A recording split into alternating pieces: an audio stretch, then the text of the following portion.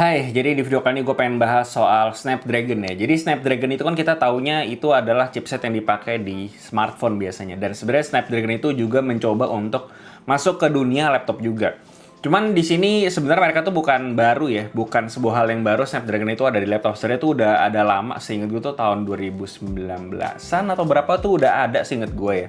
Cuman gue udah baru dapat kesempatan buat nyobain laptop yang pakai Snapdragon ini. Sebenarnya bukan pertama kali juga sih. Gue sebelum-sebelumnya juga ada pernah megang laptop Snapdragon, cuman gue baru bener-bener bisa hands-on dan nyobain make day to day laptop ini. Dan kebetulan laptop yang akan gue bahas ini tuh adalah VivoBook S14.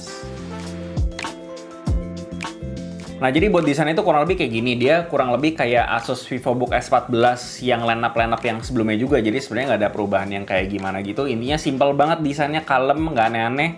Terus untuk warna sendiri gue dapat yang versi warna cool silver, tapi ada yang warna matte grey juga kalau kalian prefer yang warnanya lebih gelap. Terus untuk tebelnya sendiri itu dia di sekitar 1,6 sampai 1,8 cm dan dia itu beratnya di 1,3 kilo. Jadi secara berat itu dia bener-bener ringan dan tipis juga, jadi secara portability itu enak buat dibawa kemana-mana. Terus build quality-nya juga mantap dari luar sampai ke bagian dalam laptopnya, nggak berasa kayak pakai laptop murah juga. Terus dia juga bisa dibuka pakai satu tangan doang. Ini hal yang kecil tapi menurut gue ini convenient banget juga kalau misalnya kita lagi pakai keluar gitu ya, kayak bisa pakai satu tangan doang.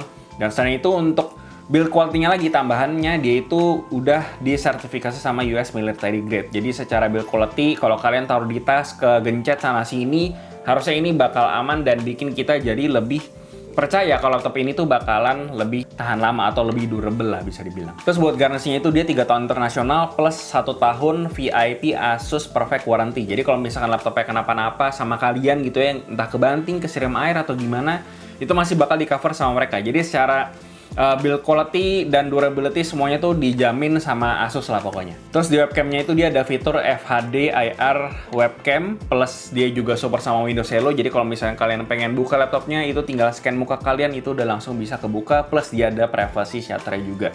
Jadi kalau misalkan kalian udah nggak pakai webcamnya, bisa kalian tutup biar nambah privacy kalian juga. Terus buat layout keyboardnya kurang lebih kayak gini. Kalau secara feel sih kurang lebih dia kayak keyboard laptopnya Asus pada umumnya ya. Dia feel-nya cukup tactile. Untuk actuation point-nya cukup pendek ya, kurang lebih sama kayak keyboard laptop, nggak mungkin dalam-dalam kayak keyboard mechanical gitu. Dan intinya secara feel dia oke. Terus untuk touchpad-nya sendiri dia ada support banyak banget gesture-nya, ada smart gesture-nya. Jadi kalau misalnya di sebelah kanan itu kita bisa slide ke atas untuk gonta-ganti brightness, di sebelah kiri volume, terus buat di sebelah atas itu kita bisa kayak fast forward atau rewind. Misalnya kita lagi playback video gitu ya, tinggal geser-geser doang, nah itu juga bisa. Jadi secara touchpad, keyboard, semuanya enak dipakai. Buat layarnya itu dia rasionya di 16:10. Jadi dia tuh layarnya tuh berasa lebih tinggi sedikit ya daripada layar 16:9 monitor atau laptop pada umumnya. Untuk resolusinya itu dia di 2560 x 1600 atau 2K ya, dan dia tuh panelnya IPS. Dan untuk warnanya sendiri mereka bilang ini support 100% sRGB ya. Cuman karena gue cuman punya waktu kurang lebih sekitar 3 hari untuk mencoba laptop ini, jadi gue belum bisa ngetes sejauh itu. Dan dia juga ada varian yang versi OLED-nya juga kalau misalnya kalian tertarik, karena itu secara spek juga lebih tinggi dan layarnya pun juga sudah pasti lebih mantap warnanya daripada yang versi IPS. Cuman yang versi IPS ini secara kasat mata sih menurut gue oke-oke aja ya. Gue sempet coba pakai buat nonton, warnanya oke, terus juga buat nge-preview editan video itu juga masih oke banget warnanya di sini. Jadi secara panel, layar, semuanya menurut gue udah cukup banget buat entertainment atau bahkan buat ngerjain konten-konten ngedit video gitu ya, ini juga udah aman. Terus buat speakernya ini dia disupport sama Direct Audio plus Asus Sonic Master. Jadi secara kualitas suara sih dari yang gue coba ini udah bersih, udah jernih juga. Cuman kayak speaker laptop pada umumnya aja, dia bukan yang tipenya ngebas jedar-jedor atau gimana gitu. Ya bassnya kecil lah ya, cuman ya dia jernih banget sih. Dan menurut gue untuk speaker laptop ini udah lebih dari cukup.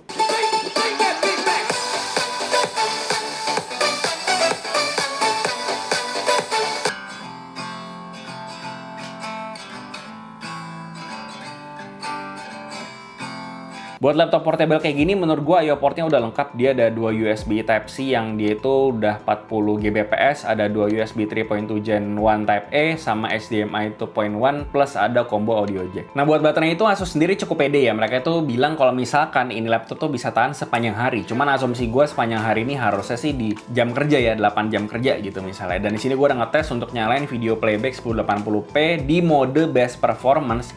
itu tuh bisa tahan kurang lebih sekitar 5 jaman. Dan perlu diingat, ini gue pasang di mode best performance. Gue lupa banget untuk pindahin ke balance, dan di mode best performance aja udah 5 jam. Dan di balance gue asumsi ini pasti bakalan jauh lebih panjang lagi untuk baterai. Jadi gue cukup impresi di sini. Cuman sayangnya gue nggak keburu nyobain di mode balance-nya ya. Harusnya sih balik lagi asumsi gue ini pasti bakalan lebih panjang lagi. Dan dia itu juga support sama USB-C charging sampai 65 watt, dan gue juga sempat ngecas pakai power bank gue yang support power delivery juga sampai setinggi itu, dan di sini bisa ngecas si laptop itu. Jadi kalau misalnya kalian malas bawa chargernya, kalian punya power bank yang support sama power delivery sampai 60 sampai 65 watt, ini bisa banget kalian pakai buat ngecas itu. Jadi untuk urusan baterai, menurut gue jangka waktu pakainya si laptop ini nyala tuh menurut gue udah cukup panjang, dan ngecasnya pun juga fleksibel karena bisa pakai USB-C juga, jadi ya aman baterainya. Terus kayak biasa dia ada fitur AI-nya, karena di sini OS-nya pakai Microsoft, otomatis dia udah ada fitur Copilot AI-nya. Dan di sini ada shortcut-nya juga di keyboard, tinggal kalian pencet itu langsung kebuka si Copilot-nya. Terus dia juga ada fitur Co-Creator, jadi kalau kalian pengen bikin gambar, itu tinggal coret-coret bikin sketch, terus habis itu ngasih prompt, itu udah bisa langsung kelihatan si gambarnya.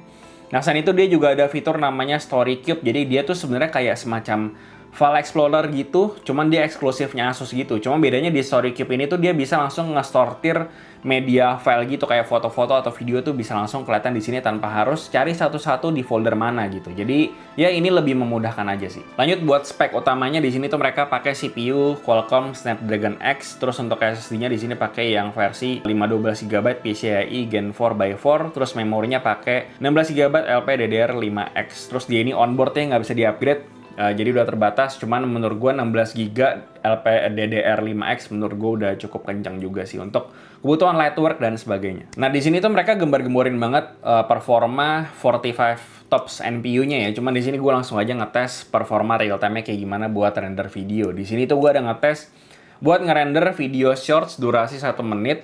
Dan itu tuh resolusinya di Full HD, dan dia tuh dapat ngerender kurang lebih sekitar 1 menitan. Jadi kurang lebih 1:1.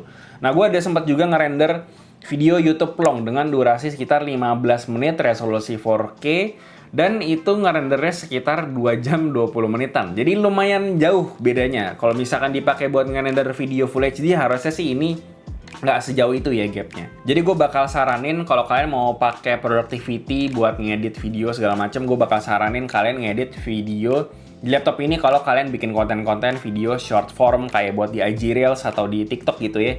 Ini masih aman banget. Cuman buat video yang long form kayak buat di YouTube, apalagi resolusinya 4K terus durasinya lumayan panjang, ya itu cuman butuh kesabaran ekstra aja sih. Kalau buat main game sendiri, gue nggak saranin, karena laptop ini awalnya memang ditujukannya buat portability gitu ya, buat produktivitas gitu ya, buat kerja segala macam, buat ngerjain tugas kuliah atau buat ngedit konten short form. Nah itu di sini masih aman banget. Cuma buat main game, gue rasa kayaknya harusnya kalau Roblox itu harusnya masih aman ya. Roblox yang ringan-ringan mungkin mapnya. Terus buat Geekbench gue udah coba dan hasilnya kurang lebih kayak begini. Intinya sih buat performanya si laptop ini menurut gue udah cukup legit buat ngerjain konten-konten atau produktivitas kayak tadi ya, kayak buat ngedit video short form, buat Excel, buat spreadsheet, buat Google Doc, buat Canva, buat apa lagi, Notion, apa segala macam kerjaan-kerjaan kayak gitu. Ini laptop sangat capable banget ya, dan mengingat dia juga cukup portable, jadi memang cocoknya tuh buat orang-orang yang kerja atau kuliah buat bawa laptop kemana-mana, ya ini pilihan yang oke sih menurut gue. Dan ya buat kesimpulannya,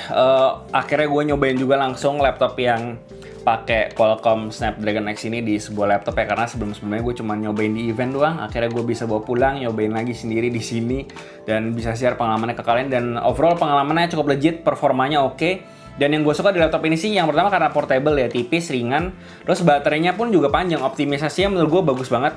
Buat di mode best performance-nya itu bisa sampai 5 jam, dan di balance-nya harusnya bisa lebih panjang lagi. Gue sempat nonton review di yang lain juga, reviewnya pada bilang baterainya juga cukup awet ya di mode balance-nya, dan ya gue rasa itu nilai yang paling menonjol di laptop ini. Dan buat performanya pun juga oke buat ngerjain berat-berat kayak bikin konten ya, kayak ngedit kan di sini gue pakai Adobe Premiere, dan ya udah bisa ngerjain short form konten, pre-rendernya pun juga bisa 1:1, jadi udah enak lah buat ngedit di sini ya. Dan ya overall kayak gitu, udah di cover garansi panjang juga, build quality-nya mantap, ada US military grade, udah oke lah. Dan ini menurut gue bisa jadi opsi kalau kalian nyari laptop sekitar 10 jutaan buat kerja, buat kuliah, atau buat bikin konten short form. Kalau kalian konten kreator juga, mungkin ini bisa jadi salah satu pilihan buat kalian juga. Dan ya gue rasa itu aja yang bisa gue bahas soal VivoBook S14 versi yang Snapdragon ini. Seperti biasa, subscribe, jangan lupa semua sosmed ada di bawah. Gue Luis dari Connected Tadi, sampai jumpa di video berikutnya.